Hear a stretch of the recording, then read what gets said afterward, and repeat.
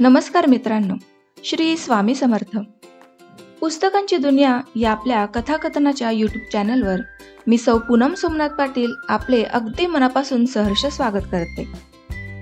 मराठी साहित्यातील एक अढळ तारा, मराठी विश्वातील आधुनिक वाल्मिकी म्हणून आपण ज्यांना ओळखतो ते आपले ग. दि. माडगूळकर यांच्या सिद्धहस्त लेखणीतून साकारलेली एक अभिनव कलाकृती बांधावरच्या बाभळी या कथासंग्रहातील कथा आपण वाचत आहोत. त्याचप्रमाणे या आपल्या चॅनलवर वेगवेगळ्या लेखकांच्या कथा कादंबऱ्यांची आपल्याला ओळख होत असते. त्यामुळे आपल्या चॅनलला लाईक करा, शेअर करा व सबस्क्राईब करा. तर मित्रांनो, आज आपण जी कथा वाचणार आहोत त्या कथेचं नाव आहे दृष्टी. तर चला मग कथा वाचनाला सुरुवात करूयात. ज्ञानू पवाराला सारा गाव ज्ञानदेव वस्ताद म्हणून संबोधतो. वास्तविक त्याच्या नावाशी जडलेल्या या गुरुत्वाच्या उपाधीला काही देखील धर नाही. उभ्या गावात आखाडा नावाची एकही संस्था नाही. टायरी धरलेले कुणी देखील तरुण पोरटे सकाळी उठून विहिरी तळ्यात पोहताना आढळत नाही. सांजवेळी या कडेकडून त्या कडेपर्यंत गाव पालथा घातला तरी जोर बैठकांचे घुमणे किंवा शड्डू ठोकण्याचे आवाज कानांवर येत नाही.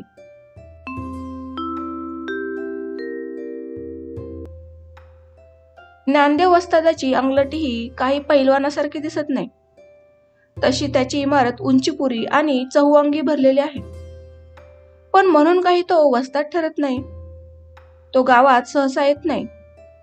त्याने कुणाला कधी काही शिकवलेले नाही. वस्ताद म्हणजे हुशार असा एक अर्थ गावबोलीच्या कोशात आहे. पण ज्ञानदेवाला हुशार तरी कोण म्हणेल? बापड्याला कशी बशी सही करता येते, अंगठा रुतवावा लागत नाही इतकेच. त्याच्या आयुष्याचा पूर्वेइतिहास मात्र रोमहर्षक आहे, यात शंका नाही. बाळपणीच तो आईवर कातून रानबहिरी झाला होता. समज येईपर्यंतची साले त्याने आबूच्या पहाडावर गोसावांच्या जथ्थ्यात मिसळून वाट्याला लावली होती. कळतेपणा आल्यावर सारा देश पायाखालून घातला. शेवटी त्याने मूर्तिजापूर गाठले. तिथल्या कापसाच्या गिरणीत चाकरी केली होती. जाणता सवरता झाल्यावर तो गावी परतला होता. तोवर त्याचा बाप मरून गेला होता. जहांबाज आईने गावात वाण सौद्याचे दुकान काढले होते. धाकट्या लेकावर ध्यान ठेवून ती प्रपंचाचा गाडा ओढत राहिली होती. तिने घर मोडून मांडव बांधला होता. जमीन विकून दुकानदारी धरली होती. वयाने नेकाट झालेला आणि 12 घाटांचे पाणी प्यायलेला ज्ञानू मायभूमीला माघारी आला. आल्या आल्या त्याने आईशी कलागत घेतली. तो आपली वाटणी मागू लागला.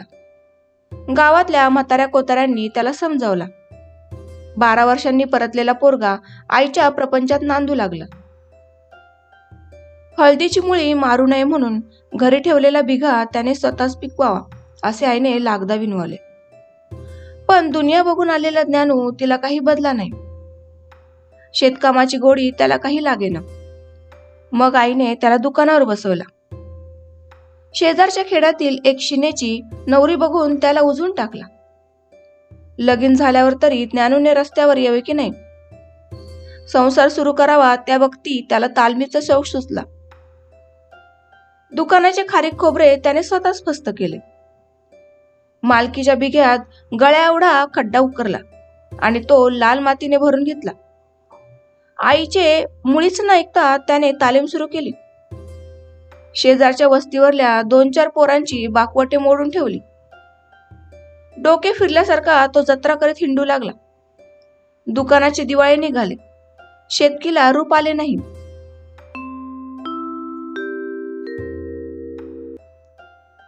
आई कोकल कोकल कोकलली. कुठे कुचका काटा पायात रुतला म्हणून नाव झाले आणि ती बिचारी मरून गेली. अंगाची धणकुणी होऊन तिचे प्राण बाणासारखे निघून गेले. तिच्या मरणानेही ज्ञानूचे बोड स्थिरावले नाही. नवरा पैलवानकीच्या फंदात पडला. उठता बसता कडाकडा बोलणारी सासू मरून गेली. ज्ञानूच्या बायलेला अवदासा का आठवू नये. तिने छिनालपण सुरू केला. ती खबरा नानूला समजली. त्याच्या डोक्यात भट्टी बडकली. संतापाच्या सपाटात त्याने बायकोच्या नाकाचा शेंडा कापला. आणि पेकाटात लात मारून लूतभऱ्या कुत्र्यागत तिला दाराबाहेर हाकलून दिली. आईबाप मरून जुने झाले. बायकोने अब्रूचे धिंडवडे मुलूकभर विखरले. तेव्हा त्याचा तोच ताळ्यावर आला. रानातल्या खोपट्यात राहू लागला. आपला बिगा आपणच पिकू लागला. घरात एक धाकटा भाऊ उरला होता. त्याची देखभाल तो करू लागला. ते पोरगे लहानपणापासूनच खोकतकरी होते. त्याच्या शिनेची पोरं त्याला खोक्या विठ्ठलच म्हणत. शेतीच्या घाम निथळू कामात त्याचा काही उपयोग नव्हता. सारे कष्ट ज्ञानूलाच करावे लागत. तो संतापून जाई, चिडून जाई. डोळेभर पाहून घेतलेली बाहेरची दुनिया त्याला परत बोलावं लागे. त्या दुनियेतही आपल्यासारख्याचा गुजारा नाही याचा पडताळा त्याने घेतलेला होता. शहरातले उंच उंच इमले, नखरेल पोशाख, आरशासारखे रस्ते हे फक्त डोळ्यांसाठी असतात. पोटातल्या आगीला अन्नच लागते हे त्याला अनुभवाने पटलेले होते. मांजराचे डोळे म्हणे अंधारात आल्याने थोर होतात. ज्ञानेचे डोळे गावी आल्याने अधिक संकुचित झाले. वडिलार्पार्जित 1 बिघा जमीन आणि तिच्यावर उभे असलेले 4 खणी खोपट यांच्या पलीकडचे जग त्याने पुसून टाकले. 1 खोपट, 1 बिघा आणि 1 भावंड एवढ्यावरच त्याने दृष्टी एकवटली. तो तेवढेच पाहू लागला. तेवढ्यासाठी जगू लागला. आधी गाव निपाण्या. पाऊस पडला तरच कोंबू इथून वर निघायचा. त्यात नानूचा बिवा निव्वळ माळवट. बाजारी कडधाना वाचून त्यात जित्राप उभे राहायचे नाही. बाकीच्याचे बी मळाच गिळून टाकायचा. जीवाच्या कराराने तो कामास लागला. रात्रंदिवस खूप लागला. त्यात असल्या माळवट त्याने विहीर धरली.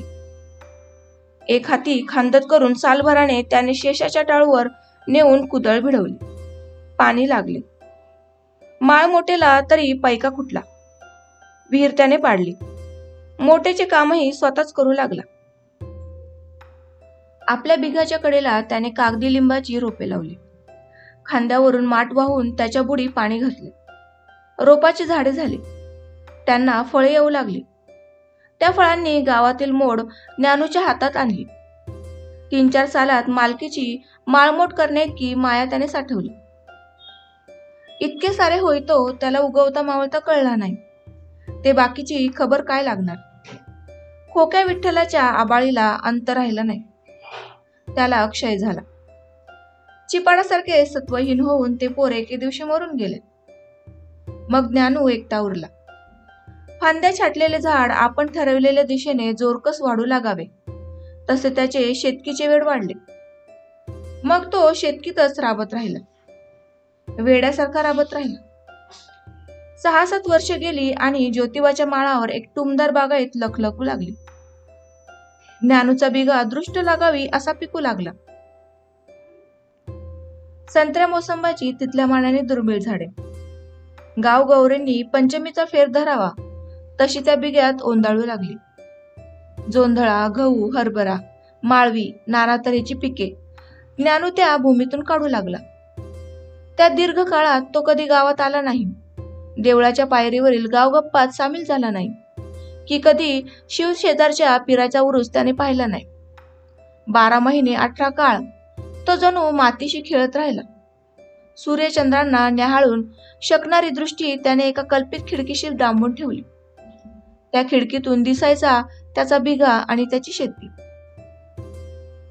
त्या शेतीतले प्रत्येक रोप मात्र तो न्याहाळीत होता. समरंगाची कांती पांघरून वाढत्या पानाला गिळू पाहणारी प्रत्येक आळी तो टिपून काढत होता, नाहीशी करीत होता. किडीला खाजे दिसायच्या आधी ती कीड ज्ञानूच्या नजरेला पडत होती. तो तिचा समूळ नायनाट करून टाकीत होता. प्रत्येक रोपटे निकोप राखीत होता. उभ्या बिगात त्याने तणाचे नाव उरू दिले नाही. हरळीची पाती अंकुर दिली नाही की नागर मोत्याचा वास उमटू दिला नाही. त्या बिघ्यापुरती त्याची दृष्टी जणू सूक्ष्मदर्शी झाली होती. मुंगीचे मनोगत पाहणाऱ्या देवाचे डोळे त्याच्या कपाळी जडले होते. कुण्या फळावर कुण्या पाखराची चोच उमटली आहे हे देखील त्याला कळू लागले होते. त्या बिघातला तसू तसू त्याच्या डोळ्यांसमोर अक्षय राहू लागला. पुढे पुढे काय झाले चुकून माकून ज्योतिबाला जाणारे गावंढे भाविक त्याच्या फळाची चोरी करू लागले. कुंपणाच्या बाहेर एखादे फळ परतवून अलगद नेऊ लागले. त्याने एक उपाय काढला. बिघाच्या कंगोऱ्याने देवळाकडे जाणाऱ्या पायवाटेवर तो लटकेच भूतबोनी बनू लागला. कधी कुंकू माखलेले अर्धे लिंबू, तर कधी काकडा रवलेली भाताची पत्रावळ. ते देवस्कीच्या धाकाने त्याच्या रानाची चोरी ही मग अजिबात टळली.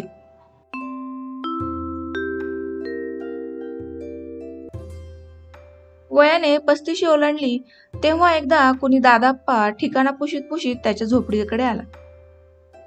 तो का आला असावा याचे कारण ज्ञानूच्या एकाग्र दृष्टीला काही केले दिसेना.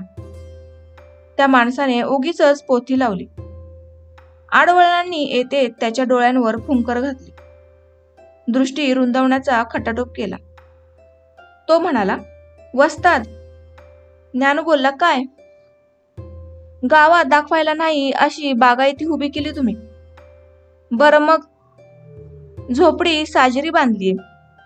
हा, मोकळे वाटते जरा. कशानं? काकणांना आवाज नाही आत. तो दादाप्पा स्वतःला चिमटा काढून हसावे तसा हसला. ज्ञानूच्या डोळ्यात एक बाहेरचा कवडसा पडला. त्याला एक कारभारी नेताना दिसली. शेताच्या हिरव्या बांधावर एक तांबडे भडक लुगडे लचकत लचकत गेल्याचा भास झाला. वाढून ठेवलेली जेवणाची पितळी पुढे आल्यागत वाटली. त्या दादाप्पाची एक रणकी लेक होती. नवरा हेंगसा निघाला म्हणून 12 कोस वाट तुडवीत ती माघारी माहेराला आली होती. तिच्या पारोशा अंगाला पुन्हा हळद लागावी असे त्याच्या मनात होते, म्हणून त्याने जुनट जरब झालेल्या ज्ञानूला गळ घातली. ज्ञानूला मागच्या सावल्या दिसल्या. रावणाच्या नकटीगत आरडाओरडा करीत गेली ती पहिली बाईली आठवली. आईच्या अंमलातले जेवणखाना आठवले. पोटापाण्याचे सुख दिसले. कुणाला विचारायचे नव्हते की कुणाला पुसायचे नव्हते. बसल्या बैठिकाला त्याने होकार भरून टाकला. कापलेले केळ पुन्हा फुटून नव्या पानांनी सुशोभित व्हावी अशी त्याची जिंदगी पुन्हा सुशोभित झाली. हातपाय डोळे अखंड काम करीतच होते. आता तोंडालाही कामगिरी मिळाली. बोलायला कुणीतरी आले. आपल्याच मनाशी बोलत राहणे, फोफवणाऱ्या रोपांशी लढिवाळपणे कुजबुजणे असल्या बोलण्याच्या वस्तादाला सराव होता. पिकावर उतरणाऱ्या पाखरांच्या अंगावर गोफन धोंड्यागत फेकण्यासाठी काही शिव्याही त्याने सांभाळल्या होत्या. पण बायलीशी कसे बोलावे तो ते साफ विसरला होता. प्रश्न विचारण्याचा मक्ता बायकोने घेतला तेव्हा उत्तर देण्याचे काम त्याला हळूहळू साधू लागले. कारभारी, ती म्हणाली. तो बोलायचा. गारठा लय पडलाय आमदा. हरभरा कसा जोर कसील बघ या थंडीत. त्याला रानाची वेड असायची. पितळी पुड्यात घेऊन जेवायला बसले तरी वस्तादाचे लक्ष बाहेरच्या पिकाकडे असायचे. रान दिसावे म्हणून जेवणासाठी देखील तो झोपडीच्या उंबऱ्यातच बसायचा. कौतिकाच्या तहानेने बायकोने एखाद्या वेळी विचारायची, कोरड्यास कसं झालंय? बेस.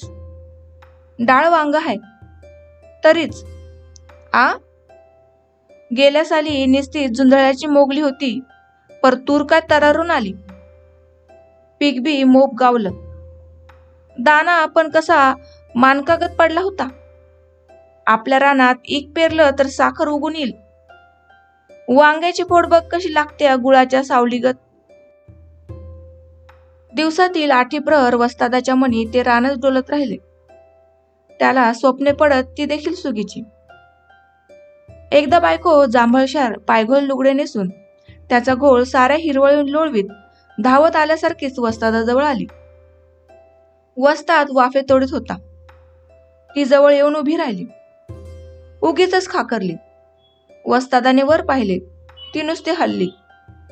वाऱ्याने केळ हालावी तशी हल्ली. वस्ताद बोलला, साजरी दिसतेस. मग ती अशी मुरकली की नव्या नवरीने तिच्या हातातली पाटी पेन्सिल घेऊन बसावे. शेतावरचे लक्ष वस्तादाने टळू दिले नाही. पण नाही म्हटले तरी घराने याला घेरलेलेच. बघता बघता शेतीसारखा संसारही वाढला. ज्ञानूला 2 पोरेबाळे झाली. त्यांना शाळा शिकवण्याच्या निमित्ताने त्याला गावात यावे लागले. गावाशी संबंध ठेवणे भाग पडले. तसे त्याला गावातले काही माहीत नाही, पण गावकऱ्यांना त्याची ही कथा माहीत आहे. त्याच्या या कथेतील कुठल्या संदर्भाने गावकरी त्याला वस्ताद म्हणतात राम जाणे, पण त्याचे नाव बारीक पडले ते वस्तादराव. आता वस्तादाच्या वयाने 50शी उलटली होती. रानातल्या रानात रुटूकुट करण्या इतके त्याचे एक पोर जाणते झाले आहे. अलीकडे वस्ताद गावाकडे येऊ लागला आहे. गावातील भांडणे, फळ्या दुफळ्या, पंचायतीच्या निवडणुका यात त्याला काही रस नाही. पाडवा, दसरा, संक्रांत, बेंदूर या सणांना मात्र आवर्जून गावात येत असे. त्याच्या दृष्टीच्या परिसरात त्याच्या बिघा आणि त्याचे घरकुल या पलीकडे काही आजकाल येऊ लागले आहे. अर्थात त्यातील कुठल्याही घटना गोष्टीवर त्याचे डोळे स्थिरावत नाहीत. त्याच्या दृष्टीची वावडी तरंगत राहते ती सड्याबरोबर परतण्याची. दोरी तोडून टाकण्या इतके बळ ती कधीच करत नाही. तिला बांधलेला धागा पक्का आहे, ओढ ताकदीची आहे. नुकती गेल्या सालीची गोष्ट म्हणा. आभाळाच्या निळ्या बागेतले सूर्यकमळ गळायच्या घाईला आले होते. निवल्या उन्हांना उडून लावण्यासाठी वारा उगीच फुंकरा मारित होता. पुसाचा महिना असल्यामुळं थंडीची पावले एरवळीच वाजू लागली होती. बिघाच्या बांधावर ज्ञानदेव वस्ताद एकटाच राहिला होता. त्याची दृष्टी वाळून पांढुरक्या झालेल्या ज्वारीच्या घाटांवर भिरभिरत होती. औंदा एक कणीस केळीच्या कोक्यासारखे भरघोस पडले होते. एतीसुगी सोनेच घेऊन येणार होती. उद्या परवा एवढ्यात कापणीला हात घालणे भागच होते. वस्ताद उगीच उठला. दिवस आहे तवर साऱ्या रानाला एक फेरा घालून यावे असे त्याने ठरवले. तो चालू लागणार एवढ्यात कारभारिणीचा साद आला. कारभारी, काय ग? त्याने तितक्याच मोठ्यांदा आवाज विचारले. किनरे आवाजात कारभारीण दुरून बोलली, गावाकडं जायला हवं. कशाला? पोर माघारी आलेलं नाही. शाळेत न नव, मग शिकारीला गेले गावातल्या पोरांसंगती लोटवाडीच्या कुरणात. जाईन ह मागच्यानं. तेच म्हणलं, गावात वाजायला लागले, शिकार आली जणू. ते ततच बसले. रातचं वस्तीकडे यायला भ्या वाटतं त्याला. गाव वेशीवर भांडणाला तोंड पडले होते. गावातील पोरं म्हणत होती, शिकार आम्ही केली. रामोसवाड्यातील पोरं म्हणत होती, आम्ही केली. मेलेली हरणी काठीला पाय अडकून आणली होती गावच्या मांगांनी. ती शिजवावी कुणाकडं यात वांदा पडला होता. वाटा मिळणार होता साऱ्या शिकारांना, पण वाद होता तो शिकारीच्या मालकीबद्दल. हिवा रामोसवाड्यात, एक नेटका रामोशी मांगांना म्हणाला. तसा पाटलाचा नानासाहेब चौताळला. का म्हणून? शिकारी आमची हाय ना. कोण म्हणतं? मीच तर गोळी घातली. अन आमची काडतुस काय चिमण्या खाऊन गेल्या? बोलतस ते. ए मांगानू, घ्या वाड्याकडं. हरणीचे मडे आडव्या काठीवरून पाटील वाड्याकडे निघाले. तशी रामोशांची पोरे झटक्याने आडवी झाली. वस्तादाच्या परल्याने एका रामोशाच्या पोराला वाटेतून दूर हटवला. ते पोर बिथरले. मांजरगत फिसकारून वस्तादाच्या लेकावर झोपावले. ए, हात लावू न ग, परल्या ओरडला. का? रामोशाच्या पोराने दटावले. परल्याने हात उगारला. आत्ताच्या म्हणत ते रामोशी आणखी पुढे झाला. पुढे येऊन त्याने परल्याच्या छाटणीचा गळाच धरला.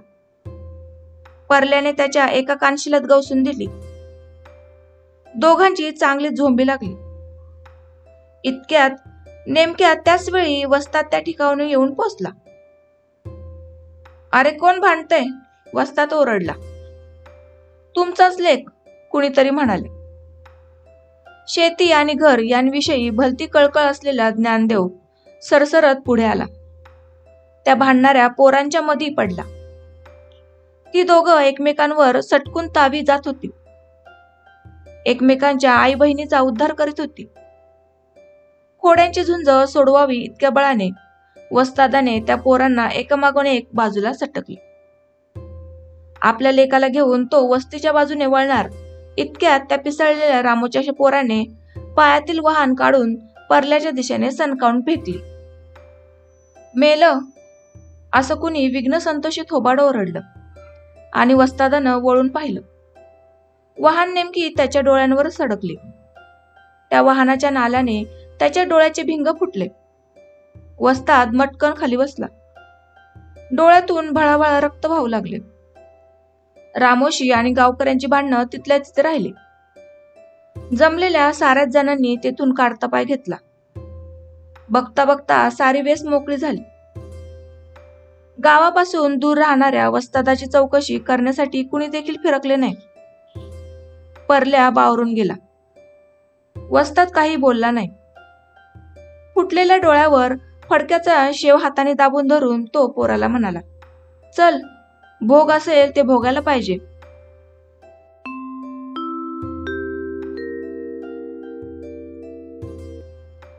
तशी चालत चालत ती दोघे वस्तीवर आली. घडलेला मजकूर लेकानं आईला सांगितला. छातीतला धक्का छातीत कोंडत ती म्हणाली, मग गाडी जोड मेल्या, त्यासनी तालुक्याला घेऊन जा. बैल मारत्यात, परल्या चाचरला. मारत्यात तर मर मेल्या, काय भरू तरी डोळ्यात. तिचा जीव थोडा थोडा झाला. वस्ताद शांतपणे म्हणाला, कारभारणी, डोळ्याचं कौतिक कसलं करतीस? जोंधळा काढणीला आलाय. अहो पण दृष्टी, डोळा, डोळ्यातलं पाणी पिऊन भूक मरती का? डोळा होईल बरा. जुंधळा काढणीला आलाय. दवाखान्यात नुसतं जाऊन नाही भागायचं मला. तत काय गेल्या गेल्या डोळा बरा होणार नाही. महिनाभर पडावं लागल त्यातल्या बाजावर. काढणी कोण करेल मग? पोरासनी काही येत नाही, तुला निभायचं नाही. माझं मलाच केलं पाहिजे, वस्ताद निश्चयाने बोलला. तो तसला भयंकर दुखरा डोळा घेऊन त्या एककल्ली माणसाने साऱ्या जोंधळ्याची काढणी केली, मळणी केली, रास मापली. 3 आठवड्यांनी स्वतःच गाडी हाकरीत तो तालुक्याच्या गावी गेला. डॉक्टरांना म्हणाला, एवढा डोळा बघा. डॉक्टरांनी डोळा पाहिला आणि सांगितलं, आता पूर्ण निकामी झाला आहे डोळा. अपघात झाल्याबरोबर आला असतात तर. जुंधळा काढणीला आलता डॉक्टर. आता डोळा गेला तो. गेला तर गेला, एक धड हाय नव. तेवढा घेऊन राबत राहणार. मग काय करू तर? पोरं बाळ अजून कर्तुकीला आली नाहीत. आपल्याला कुणाची मदत नाही. गावात तर सहकारी चळवळ आली आहे तुमच्या. आपण नाही गावकऱ्यात जात का? त्यांची दृष्टी असते उन्यावर. माग काय बाय चुका झाल्यात आमच्या हातनं, त्यात उगळीत बसतात. कशाला त्यांच्यात? अरे पण आता सारा गाव हाच एखाद्या कुटुंबासारखा नांदावा असं चाललंय. तुमची दृष्टी लयच लांबवर गेली डॉक्टर. आणि तुझी? आमची? आमच्या दृष्टीपुढं आपलं रान, आपली बायका पोरं. शेतकीसाठी बायका पोरांसाठी राब राब राबतोस तू. स्वतःचा डोळा गेला तरी परवा नाही तुला. उद्या मेलास म्हणजे कोण बघेल शेतीत?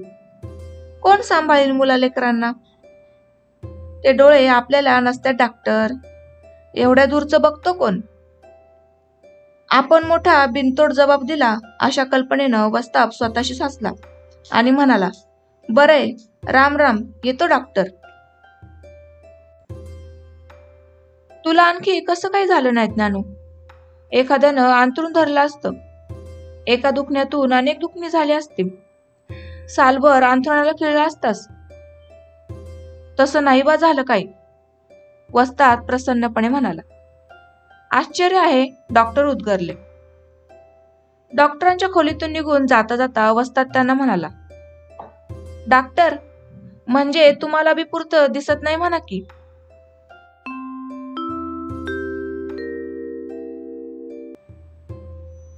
त्याच्या त्या शेराचा अर्थ डॉक्टरांना कळला नाही.